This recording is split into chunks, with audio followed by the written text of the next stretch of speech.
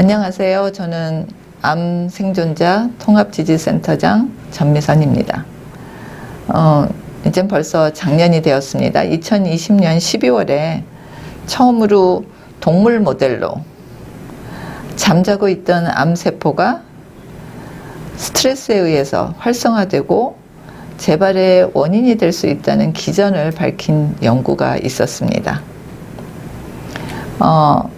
예전에는 환자분들이 대개는 암 걸리고 나서 먹는 거에 주로 이제 관심을 가졌다면 어느 순간부터 환자분들도, 물론 저는 관심이 있었지만 이런 얘기들을 하세요.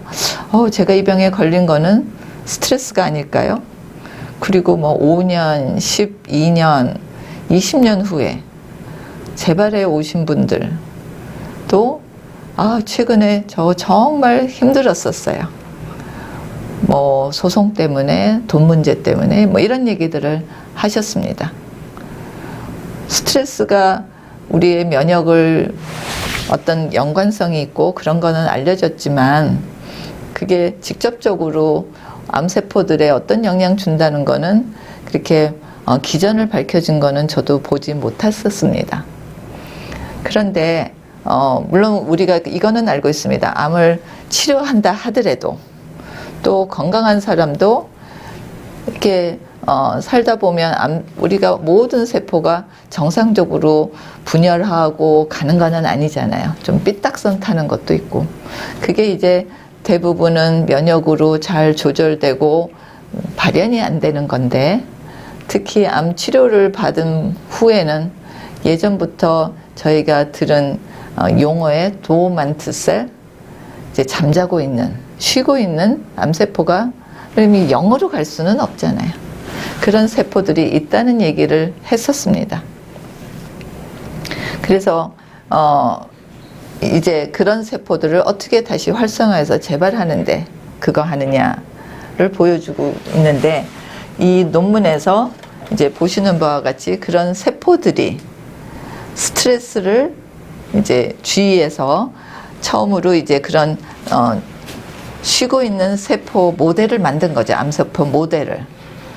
그 다음에 그 세포 모델에 쥐를 이제 대개는 묶어 놓으면 걔네들은 스트레스를 받습니다. 동료랑 같이 있거나 발발거리고 다녀야 되는데, 그런 스트레스를 줬을 때 이제 암세포가 다시 자라는 것을 봤는데, 그 기전이 스트레스를 주면 스트레스 호르몬이 이제 나오고, 그거에 의해서 우리가 여러분들 이제 치료받으면서 호중구 세포 이런 거 많이 들으셨어요.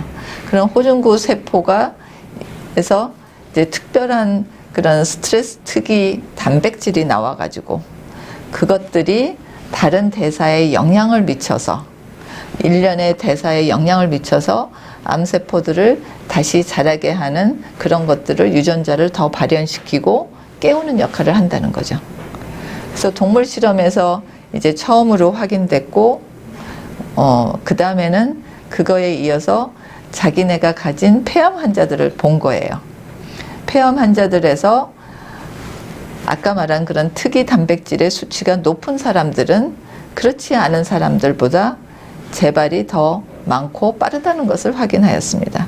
그래서 이게 정확히는 다 얘기하는 건 아니지만 적어도 그런 스트레스들이 암의 이런 재발에 연관성이 있을 수 있다는 것을 얘기하고 있습니다.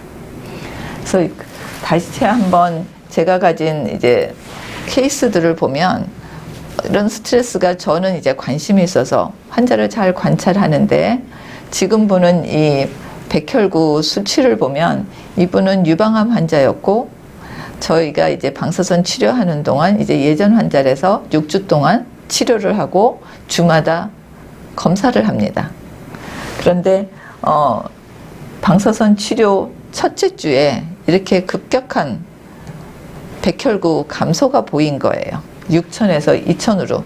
이거는 방사선 치료한 지 며칠도 안 돼서 있을 수 없는 변화고, 그래서 여쭤봤어요. 도대체 왜 이렇게 백혈구가 급격히 떨어지고 무슨 일이 있으셨냐고 하니까 오빠가 돌아가셨다는 거죠.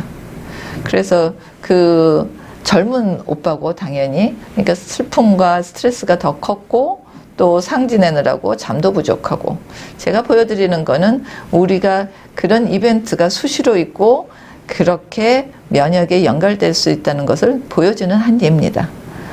물론 우리가 매일 피 뽑는 건 아니기 때문에 이런 변화를 관찰을 못하지 제가 이제 확인한 그런 사례라는 거고 이게 이제 지속되면 면역이 이렇게 오랫동안 떨어진 상태로 갈 수 있겠죠. 그래서 물론 다음에는 다시 이제 회복하고 정상을 유지하는 것을 볼 수가 있습니다. 그래서 하나의 그런 스트레스가 가하는 이벤트가 우리의 면역에 어떤 영향을 미치는 그런 한 사례를 보여드렸습니다. 또한 그다음에 다음 사례는 제가 얘기 드리고 사례라기보다는 그 전에 이게 언제 나왔냐면 2015년도에 나온 연구 결과인데 저는 요거보다 한 1, 2년 전에 학회에서 들었던 내용입니다.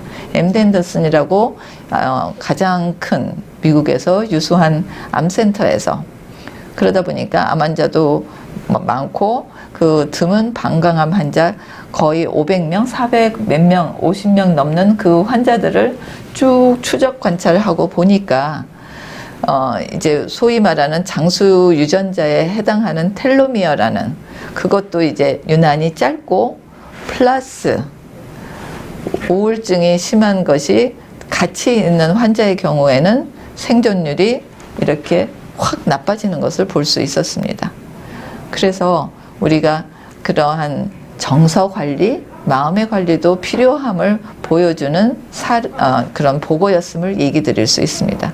그래서 다시 다 맞추자면 결국 걱정하시라는 게 아니고 우리가 암 치료받으면서 힘들어진 몸 회복을 더 잘하고 또 건강하게 회복하기 위해서 생활 습관들 얘기하였습니다. 꾸준한 운동, 그렇지만 물론 할 수 있는 만큼 유지할 수 있고 꾸준히 평생 해야 된다는 마음으로 하지 욕심내지 말라는 것도 얘기 드리고 싶고 건강한 식단 또 저희가 리뷰하였습니다. 그 다음에 이제 마음의 관리도 중요하다는 단초를 다시 한번 확인해주는 보고가 있어서 우리가 그런 정서 관리 도움을 받든지 아니면은 다른 방법을 통해서라도 안정된 마음 가지고 스트레스 관리하는 것도 중요하지 않을까 생각합니다. 제가 우리 요즘에 코로나 때문에 직원들도 너무 힘들어해서 병원 차원에서 스트레스 관리로 저한테 의뢰한 게 있어서 요즘에 직원들 이제 한 4주 동안 하루에 1시간씩 4주간 하는 그런 프로그램을 하고 있습니다. 그래서 가장 좋은 거는 정말 스트레스 받고 감정 올라오고 힘들 때는 나가서 걷고 자연과 함께 하는 거. 네, 가장 간단한 건 그겁니다. 젊은 분들 어디 갑자기 마음 관리하세요 이거 아니고 그렇지만 본인이 느끼거나 아니면 타인이 느끼거나 좀 무기력하고 우울감 내지는 심한 불안 긴장이면 전문가 도움 받으세요. 많이들 자신이 이겨야 한다고 생각하고 약에 계속 먹을까봐 걱정해서 전문가한테 안 가는데 지금과 같이 그게 평생 가는 게 아니고 지금 잘 조절하면 약을 끊을 수도 있고 다른 데 도움되기 때문에 전문가 도움 받으라는 거 이거 두 가지 얘기 드리고 싶어요. 아까 또 말씀드린 대로 이제 그러한 사소한 스트레스도 미리미리 해결하기 위해서 마음 다스리기 그런 여러 가지 방법들을 배우시는 것도 도움되지 않을까 생각합니다.